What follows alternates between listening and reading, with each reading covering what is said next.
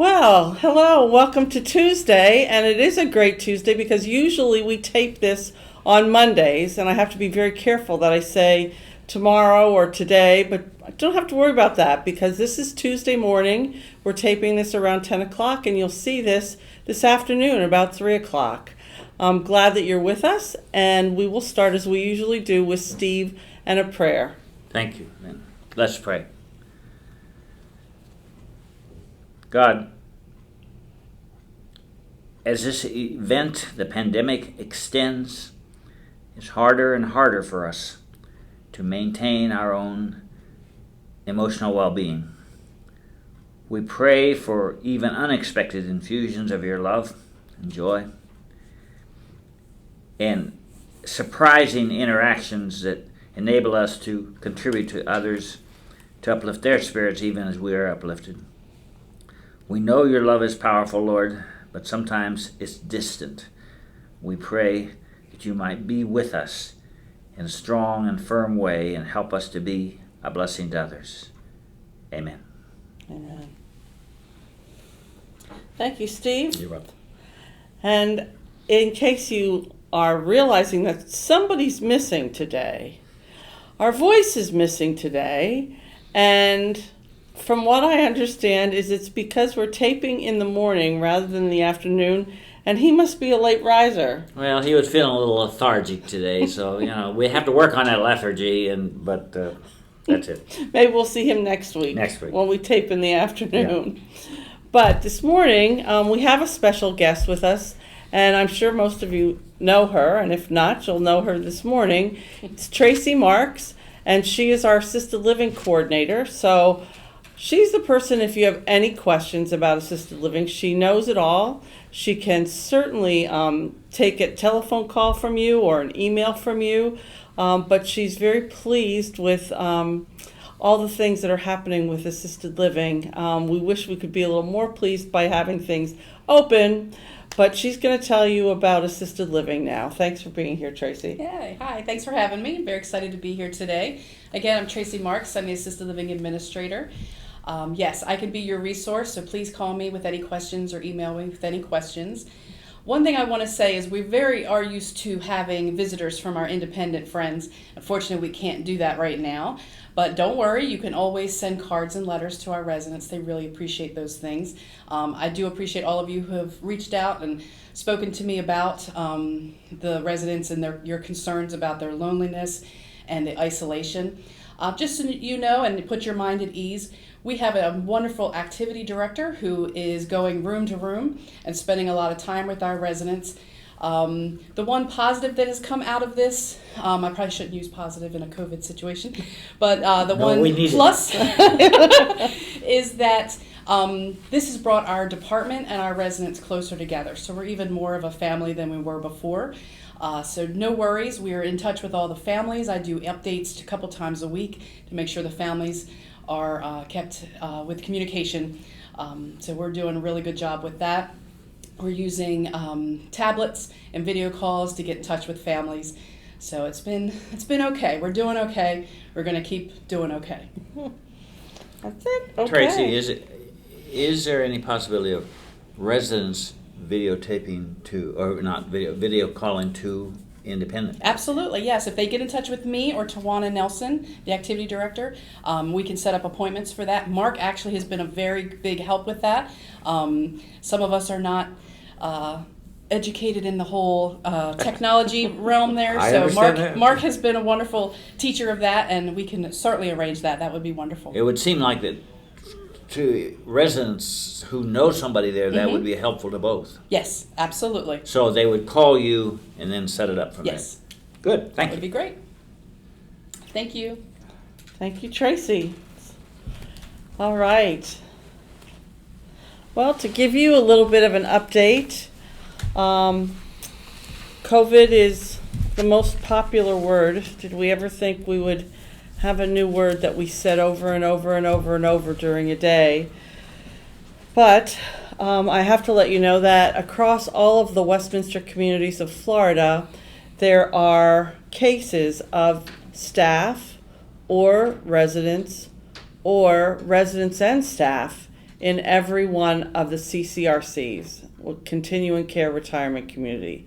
We are a continuing care retirement community because our health center is around the corner at Suncoast, so that's what makes us a continuing care retirement community.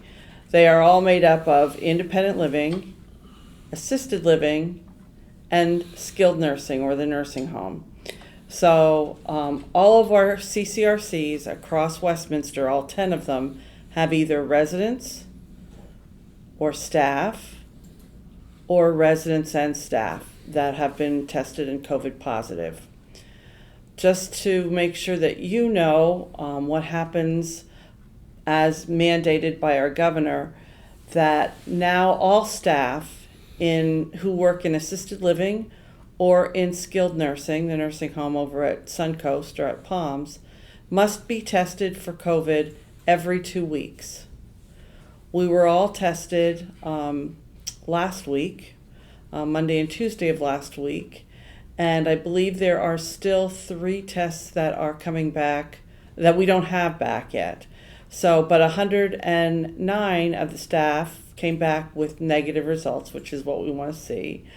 And we will be tested again next week and ongoing every 2 weeks to make sure that if someone does pop up with a positive case of COVID-19, that they are then going to be restricted from work so that they do not continue with the spread. So that's the cases across Westminster in the CCRCs. There are also a few rental retirement communities which are not CCRCs because they don't have the expanded services of assisted living and skilled nursing. They're only high-rise apartment buildings, and they don't have the amenities that we have. Most of them don't have meals provided or a kitchen even. But I believe there's 12 of those, and I believe there's 4 communities, rental retirement communities, that are also having positive COVID cases. So, last week on Tuesday afternoon, we had taped this on Monday, and on Tuesday afternoon I did learn of a positive case here in the community. You received a letter about that. The cases that we've had in the community have all been independent living. And the first case, the resident went to the hospital and then she did pass. But the other 2 cases that are that we have in the community are in a house or a villa. So they're not even in the buildings that they are around anyone else. They're quarantined to their homes and their villa. And so the chance of you becoming positive because they're on our campus are next to none. They indeed have only people going into their unit that are private duty people, and they are being tested every 2 weeks as well. So again, the chances that you might become positive are more likely if you go to a grocery store or you are in touch with somebody else who lives out in the community than you would be from our residents here on the campus. So I just wanted to assure you that that is not something you need to worry about. Again, if you are concerned or worried, one of the things that we do have available is counseling services that are confidential and they're free for you and or your family. All you have to do is have the phone number, and they will call. You can call them and they will do what's called an intake, which is usually about half an hour to an hour on the phone of your concerns. And then they'll schedule you with a counselor who most likely will call you now instead of you going to see a counselor or a counselor coming to see you. Again, I have to remind you that we do not have visitors on this community. It seems every week I hear of people who are trying to, oh, well, I need this, or this person has to come, or no, they don't. They should be coming to our front door where they will have their temperature taken and they will have all their the documentation that they'll have to complete, and we can have things, you can bring things to the front door, the receptionist desk, and someone can pick them up there, but they cannot come to your home or your villa or your apartment, because that would be bringing someone into our community, possibly touching door handles, possibly touching elevator buttons, and we don't know where those people have been. So our best job is to keep people away, and the only place that they can come is to the Bahama Place reception desk. Okay, so we do have one new case that came into one of our homes last Tuesday, and so there are 2 cases here at Westminster, but that is all we have, and we've had no other cases in any of the apartment buildings or any of the other villas or homes, and no cases in assisted living. So those are the good news. As of yesterday, on on My W Life is the Westminster Art Show. I saw part of it. It's about a half an hour long. I intend to watch the other half this evening. It's very well done, and we are very well represented. I have to smile every time I see the Westminster Shores come up, and you can see who our artists are. And we do have some winners. We have in the 3-dimensional category, Nancy Kramer was receiving 3rd place for her 3-dimensional piece called Peaceful Life. And then we have the acrylic category, where Judy Martindale received 3rd place for, was it 512, 125, 511? So close yet so far. So we're happy to see that Judy and Nancy both received 3rd place. In the oil category, Carol Otten received a 2nd place for Beach House View. And in mixed media, Mary Koch received 1st place for 11 ukuleles. Good. So we have 4 residents on our campus who received either 1st, 2nd, or 3rd places, and we're very proud of that. But there are other people who entered into the art show, did not get 1st, 2nd, or 3rd, but still their art, be it one of these mediums or another, it's very interesting to look at all of them and to see the art from all the other communities. We are very blessed with a lot of artistic folks. So enjoy that. Go on My W Life. It's under the virtual experiences, and you can see where it will say the art show. And you'll enjoy it. I enjoyed the part that I watched last night. I think I watched 15 minutes of it. And again, I said it's about a half an hour long, so I can expect that I'll watch the other part tonight.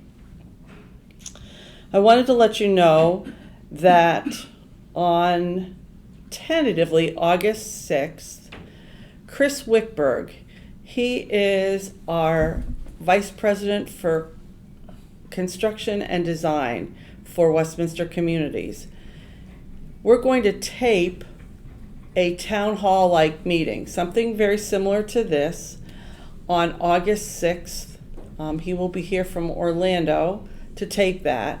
And what I'd like you to do is, if you have questions about Sunrise Point, if you would fill out the regular question paper that's always out in the rotunda here, and then put your question in the box and just mark on the top question for Chris or Sunrise Point question, so that we can separate those out, and I will be emailing those questions to Chris ahead of time, so that if there's something he needs to research, he will have the opportunity to do that.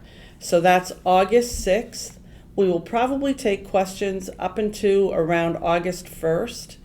So if you're thinking about Sunrise Point and you have a question, please fill out the form that's always in the rotunda and just write something on the top that says Sunrise Point or question for Chris W. And we'll make sure that Chris gets those questions so that he can talk about Sunrise Point. And we will tape it on August 6th. I'm not exactly sure when we'll show it yet, but I'll announce that in one of the meetings coming up. seawall. Now, I announced to all of you, and I don't like looking silly, but obviously things change. And when I'm told July 7th, the seawall will be closed, of course, I tell you July 7th. I received an email this morning that said construction has changed and it is now July 20th. Now I'm announcing that, but I'm not betting every last dollar I have. Just because I know the construction calendar changes and things happen out there at Sunrise Point that they have to take care of, and then they're not going to start working on the seawall as anticipated. So, as of this moment, on Tuesday, July 14th, it's supposed to be closed on July 20th. So I know I've received emails and information from residents saying, well, it's not closed yet. So the reason is they changed their mind or needed to change the date, and now it's July 20th. Do you know how long they anticipate it being closed? The last one, when I received information about the closure of the seawall, it was from July 7th through the end of September. Okay. So I imagine it will be a little further into Sure. September. So, Okay. I'm sorry, did I say September? I meant they said July 7th through the end of August. Oh, Is that yeah. what I said? And then this one will go a little longer into September. The next nighttime pour, for those of you who hopefully aren't bothered too much by this, I've heard that the lights aren't so bothersome, but the noises from the trucks backing up with the beep, beep, beep is something that's more annoying than the lights. But it will happen this Thursday night into Friday morning. So that would be Thursday the 16th into Friday the 17th, starting around 3 a.m. So I'm so sorry that this continues to happen, but until we have the building topped off with all the cement pours that we need, we're going to be having one or two every week. So we're on the 5th floor now. Yes, we're moving on up. I will continue to work on the evacuation issues that we have for some folks. Last week, after we submitted our emergency plan, which is an entire binder, to Pinellas County, they have to review it every year.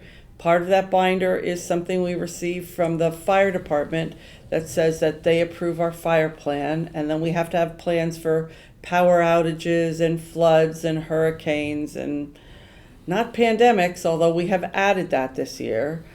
And I just received the approval last week that finally our emergency plan has been approved.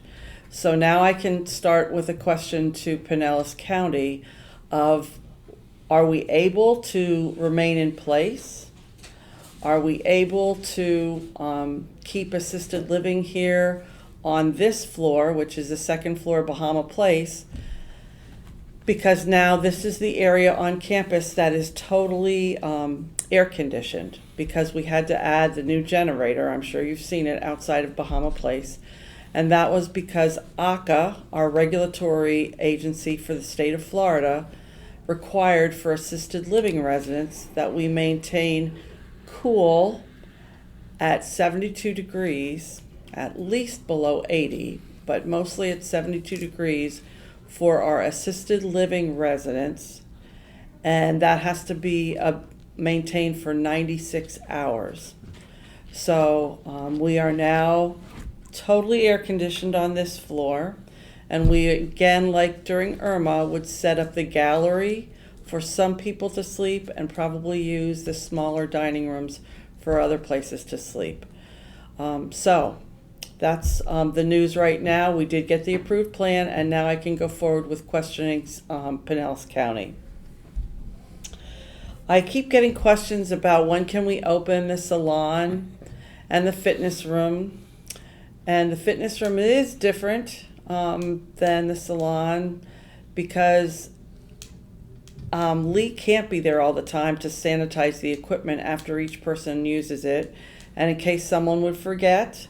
and so the next person comes in and uses the equipment and it hasn't been sanitized, it could be a great place to catch COVID-19. We don't want that to happen.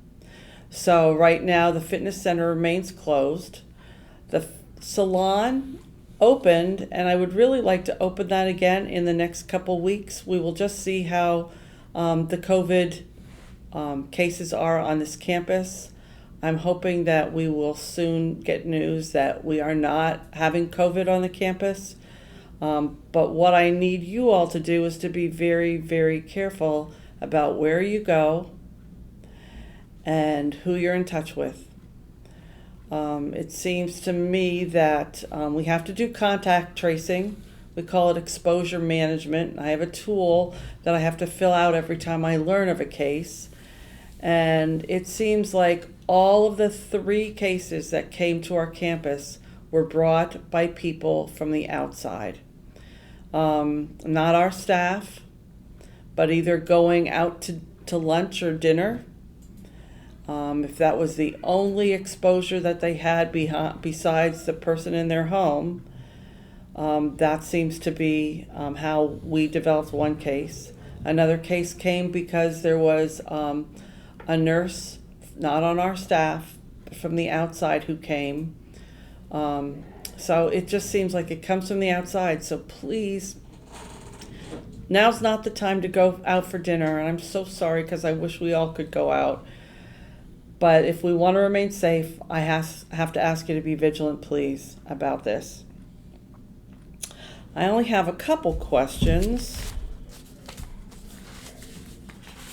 And I don't even have the answers completely yet. Someone said, can you guarantee that the 3 large trees between Bayberry's and the point will be retained in any landscaping design? I will look into that. I'm guessing which trees are being mentioned here in this question, but I need to go and look at it. I have not heard a word yet about the landscape design, so I will punt that question to Chris Wickberg when he's here on August 6th, so that maybe he will be able to answer some more information about the landscape design. Another question was, they thought there were no visitors on campus, and they've seen different cars at the sales office, and is this permitted? Yes, indeed it is. Our sales process has to continue to go on, and those people that come here have to have their temperature checked, have to be masked, cannot go into apartment buildings where there are corridors on the inside. They can go into homes individually or villas or apartment buildings that can be reached by an outside corridor, but they will have to be screened, and yes, that is permitted.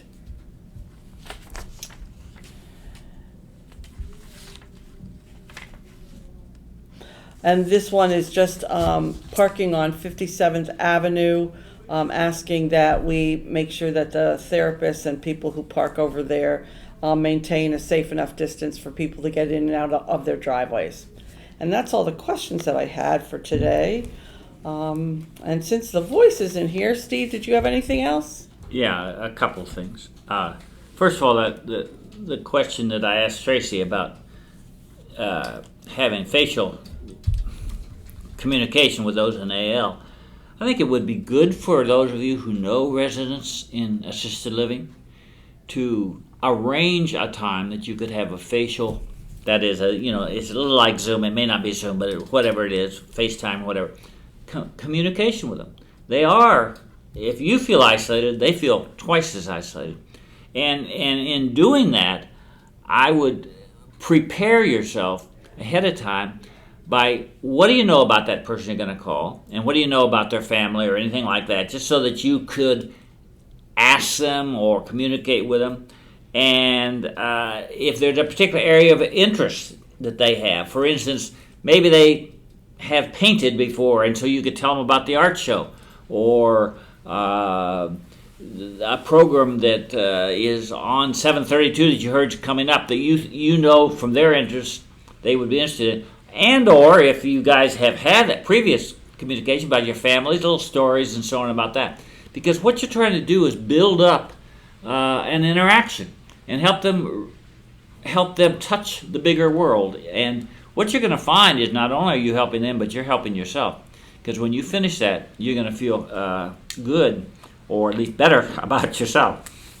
And in light of that, let me also reinforce what Lynn has said about the EAP, the Employee Assistance Program, this counseling by phone. I think a lot of us are not inclined to access counseling services because we handle our own problems by ourselves. But this is a free service for you. It's paid by another source. And it wouldn't be bad for you to try it out.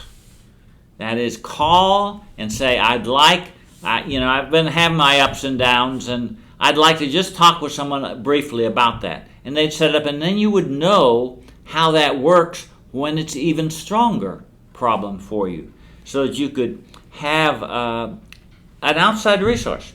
It is personal, it is private, and it is by phone. So it doesn't expose you, but it would help you deal. I am very concerned about this whole issue of loneliness.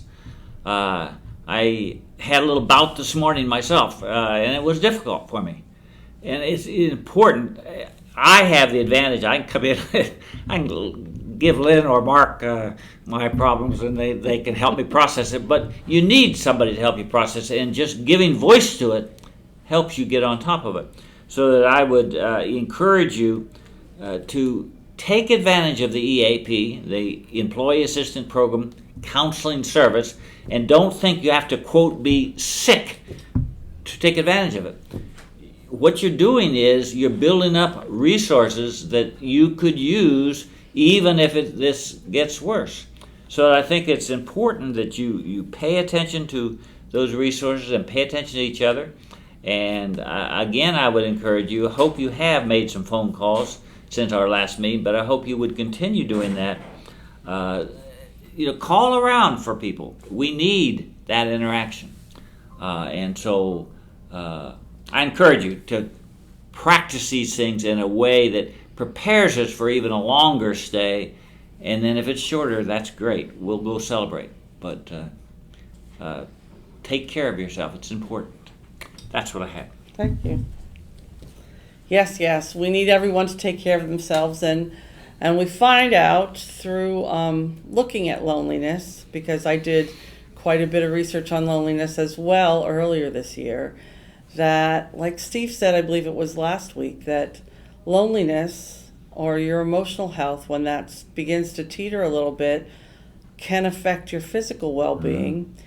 And we don't want anything to happen to you emotionally or physically. We want you well. And we understand these are challenging times, but reach out. Reach out to people that you know, or reach out for those confidential counseling services. They're wonderful, and they're free. Westminster Communities is paying for that for you, your family, and for our staff members. All right, well, it's Tuesday morning. You'll see us Tuesday afternoon, and we hope you have a great day, and we'll talk to you again next week.